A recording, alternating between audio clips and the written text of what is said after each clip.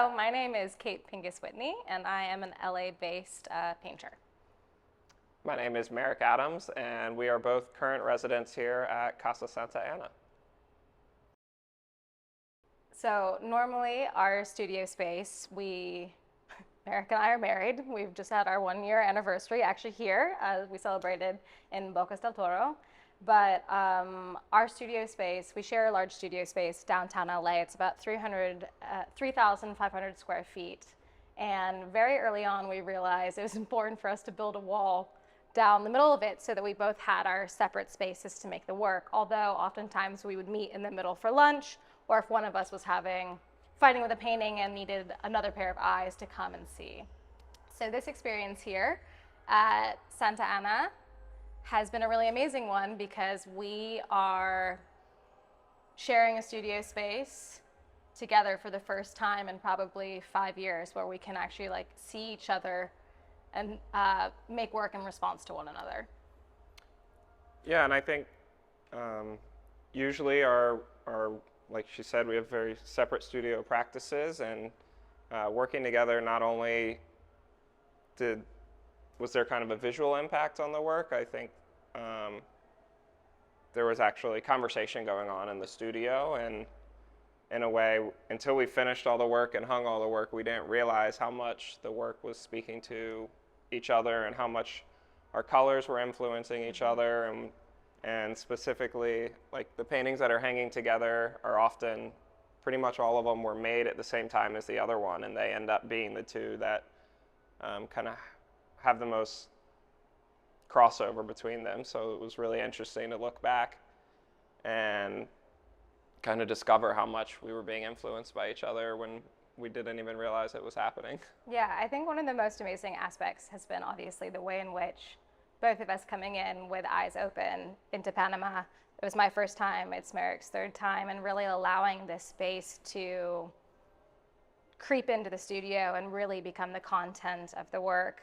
I think one of the interesting things, though, was the way in which we're doing this all together. We're going to San Blas together. We're going to Bocas together. We're eating together. We're running around Casco Viejo together. And how, although we speak in different visual vocabularies and we're synthesizing the world around us, and that comes out in a different way, in fact, the works themselves, there's almost a totality of the experience, which is only able to happen when the two are together. And that's been incredibly surprising and amazing. Yeah, it feels like an archive or a diary of our experience, where it would, if it had just been one of us here, it would have felt incomplete. It would have felt that we weren't able to capture our whole experience here. Yeah. And one piece the of the works puzzle. together, the works together really speak to our understanding of this space and our time here. Yeah. One of the first most impactful things that Merrick and I both experienced here was walking around Casco Viejo and seeing all of the molas. And we ended up going to the Mola Museum, and it's a traditional textile piece that is a way of the tribe communicating different myths or asking for specific energies to come through into the space. They're protective.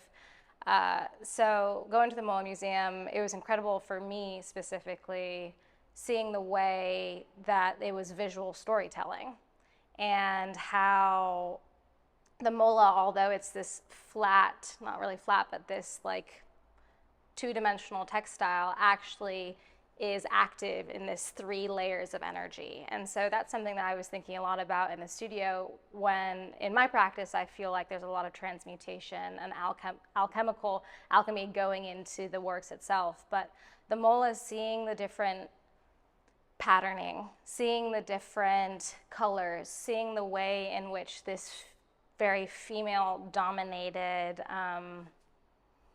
ritual of making these protective, basic, icons in a way, felt like, oh my gosh, we're communicating in a very akin way. And so in one of the pieces that's sitting in front of me, it's called Water for Chocolate.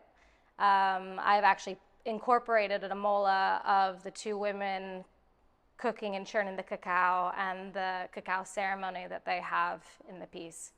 But the colors of the molas, the textures of the molas, and the patterning, it was really interesting because it's all about capturing energies and spirits and the spirit of these different energies and imbuing them. And so for me, I think that even just in the different colors and the different patterning I've been using, it's been highly influential in the work. It feels so distinctly of this space.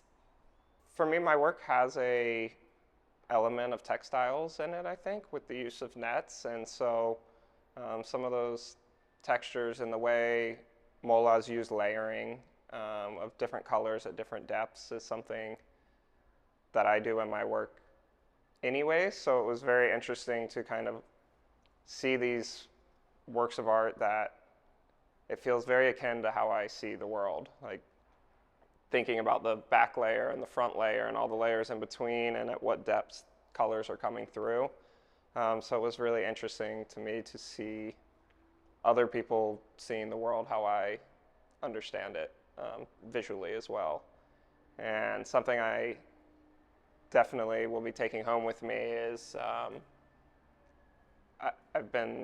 have all the old nets stacked up in my studio, hundreds of them. And so I've been trying to think about a project that incorporates some type of textile and the way that the molas are made might work pretty well for those upcoming projects. So it definitely got the brain churning in that space again, and really excited to get back into the studio and apply some of what I've learned here.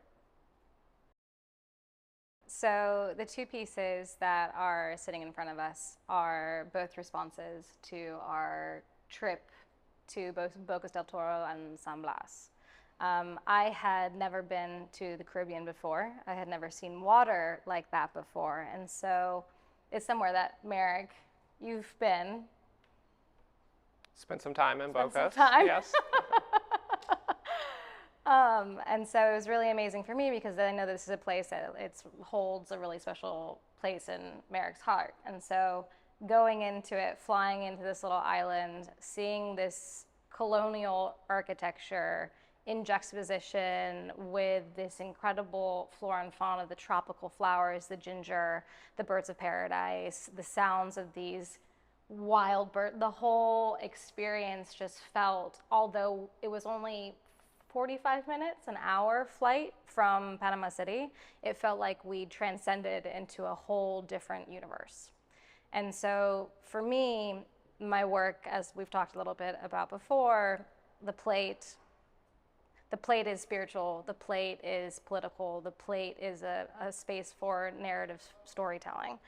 And so it was really important to me to incorporate the authentic experience of being in that space and the smells and the taste and the myths of that space. And so we were really, really lucky. We got to do a cacao ceremony while we were there on Carronera Island with Carolina, who owns Cacao Blessings, who's an amazing female chef, but also she has this chocolate business where she works with the indigenous women of the islands around to harvest the cacao and then to make these artisanal chocolate bars. So it was really important realizing that the cacao has such a huge and long history in Bocas itself. It felt like this was the perfect place to start like tapping into that there.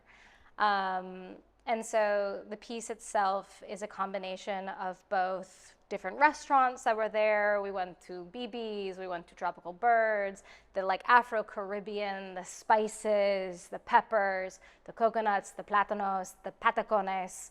It felt like this really alive space where it's not just the colors that were incredibly vivid, but there was the smells and the textures and also the people, the music, just constantly. And so I wanted to fold that into this piece and really honor our experience there and our conversations that we had there. So I learned about the history of the cacao, how there would be no chocolate without monkeys, so like water for chocolate for monkeys, and how the cacao is this spiritual beverage that allows you to commune in different states of consciousness. And that was so interesting because I'm familiar with, like, I love eating chocolate. Who doesn't? If you don't, you're crazy. And so it was just really interesting, like, starting to piece the other history of it, of who's growing it, how it's growing, the fact that there are these 3 different types of cacao that can all grow on the same tree, the fact that it takes the monkeys to disperse the seeds, the fact that it is this like female-dominated practice, the fact that all of these things I really wanted to fold into or try and understand through painting it. Yeah, and it's always funny because, I mean, Merrick, there are certain reoccurring motifs that keep popping up in my paintings, and it's been a really interesting thing where it's like I've never painted patacones before, or ginger flowers before, or cacao flowers. So it was also a really amazing experience of learning through my hands the histories of these objects, and then metastasizing them, regurgitating them, and allowing them to come through into the paint. So yeah, I think in particular, being in Bocas, there is so much. It's made up of these several different islands, and you take water taxis in between all the islands, and like the food and the music and all the restaurants are out on docks over the water. The whole experience there is is a direct relationship with the ocean, and I think in these 2 paintings in particular, we really were able to capture the full experience of being there. Not only the foods and the histories of the cacao, but also just the immense power and weight that light and water holds in that space, and how it's so intrinsically tied to the economy and the whole makeup of the space. So where Kate's painting from Bocas feels like you're in the city or the town of, like, it's just full of life. It's popping out like over the edge of the canvas. There's also this very tranquil and very mystical and magical feeling of being on the water there, and such beautiful water. So for me, Kate was very focused on the other, and for me it was very much focusing on those, like, finding those silent moments, finding those quiet moments, sitting on the beach at sunset, with a drink in your hand, and like really getting to just be present and feel alive and feel the feel the island's power through the water and through those experiences. And yeah, I think the combination of those 2 paintings really, if you haven't been to Bocas, like, you can semi-experience, you'll know what it feels like through those 2 paintings for sure. I think one of the most magical things that we ended up doing was Merrick had been to Bocas in 8 or 9 years, and it was interesting because some of the road had been paved, and it was really amazing seeing Merrick's response to this space that is so alive and such a jungle and feels like the Wild West in a way, and also just like seeing how the place is evolving and more people are going. And so we walked one evening as it was just starting to get dark, and it was raining, and we walked on where the path was no longer paved, and we were looking for sloths, and it was just this really incredible thing of being.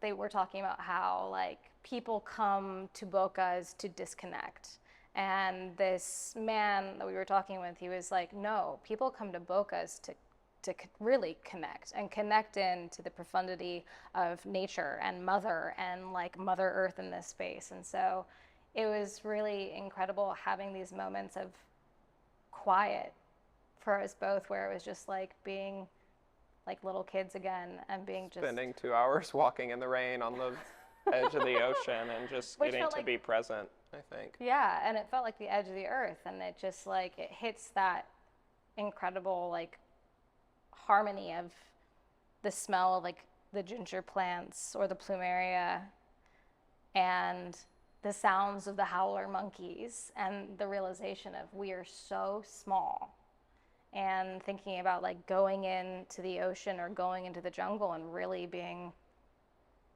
these tiny little cosmic stitches of the molas of our lives. No, but really like these little like cosmic dots. And to have the opportunity to then be in that space together, and then seeing like this, what you've took from it and like what I have taken from it, or how it's affected us both in these very different ways, but in tandem. Yeah. It like captures the whole. Yeah. It was just really amazing, really powerful. Is there anything that you are specifically that you feel like you're taking away from this experience, or something that has been surprising to you in this past 6 weeks? I think the most surprising thing for me was how much life here has influenced the work and changed the work. Not just these specific moments of trying to capture that moment, but being somewhere for 6 weeks, you start to feel like you live here. Like it's enough time to feel like this is life. Yeah. And just the things that aren't necessarily tied directly to your practice, but how they fold in is probably the most surprising. Like going through walks through Casa Viejo and just hearing different music and seeing different architecture and all these things that you wouldn't look at the work and like derive from seeing the work, but those little moments and those little things that start to feel like your new life in a way, or soaking all of that in, gave the work a specific vitality, I think, and gave me just a lot to draw from, I think. That's probably been the most surprising thing. I keep thinking about the night that we were walking and we saw the bridge beyond Casa Viejo, and all of a sudden, like, we were just walking back home from dinner and we were just like, oh my God, oh my gosh. And just seeing the way in which the light broke because of this man-made object. And like, I've never seen you put or reference necessarily architecture or that overtly in your work. And of course it's not overt at all, but there's that one painting. Yeah, there's one specific painting where the light is broken up by this man-made bridge, but it also felt like Panama is this man-made bridge between the oceans, and also not man-made bridge from the south to the north. Like it's this point where animals have crossed like north to south forever, and now people cross east to west. So there's one painting in particular where the light is broken north to east, north to south, and then there's this movement from east to west. And so it was interesting having folding that into the work in a way that I hadn't really thought about movement in the same way. After our first week being here, there was a moment where you felt frozen. You felt like there was too much here to unpack, or there was all these layers of history that didn't seem to make sense to you? Like all these different groups of people that have been here, and I remember you saying, like, I don't know how I'm going to do this. I don't know how I'm going to capture the essence of this place and these histories and do it justice. What changed? What got you over that hurdle, or what thing did you learn that made this place start to make sense to you? I think that I had, coming in, as we've said, like I didn't do a lot of research beforehand, and it was really interesting coming in, and I didn't realize, which is maybe silly to say, but like I didn't realize how young this country is, how old this country is, but how young this country is in its independence, and the different forces and factors that were a huge aspect of that. So coming in, like I'd spent a long time, or I'd on and off living in Buenos Aires for a little bit, and there's just like such a particular long cultural history, especially when it comes to the culinary. Or like being in France, where it's like there's such a particular and like rigid tradition of traditional French cooking, and so which feels like a very easy access gateway into the heart of the place.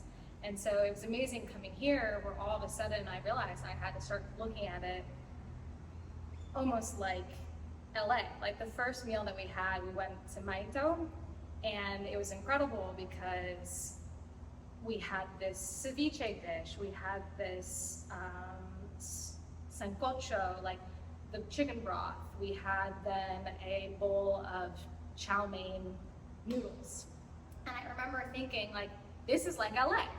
This is the different combinations and fusions of history that so naturally develop, which is also really new. I think Panama's having a really amazing moment right now when it comes to utilizing foods from this place and also welcoming other flavors and other traditions into it. And so I think that when we first got here, I was surprised that, or it wasn't an immediate thing of like, oh, like let's go eat some traditional Panamanian food. And that was like such an easily digestible or easy thing. And instead, I think allowing, like going to the Canal Museum and going through that archive, going and realizing like, okay, who are the people who built this place? Both the Guna people, but also the French architecture, the French food, the Chinese who were in here, the Afro-Caribbean who are here, the combination of all of those things, they're not being one singular identity, but instead being this multiplicity, I think was something that became, I was forcing it at first, trying to like unpack it, and instead it was like, let's spend time at the market, let's spend time at the fish market, let's spend time at the little like Maxi kioscos, let's spend time in these spaces. And all of a sudden it was like, oh my gosh, it's right here in front of me. Like, ego, get out of here. Like, you're trying to make one thing, and instead, like, what is this place actually? What are the ingredients that comprise the recipe of a place that doesn't have a recipe?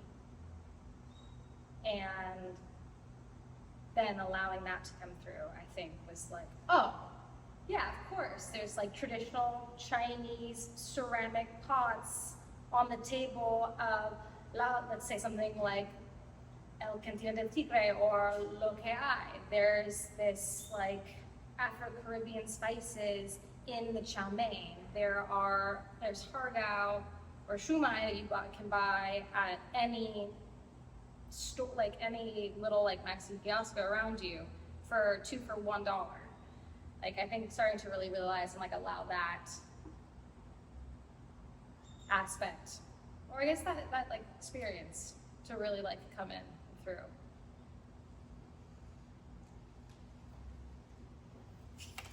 Exactly.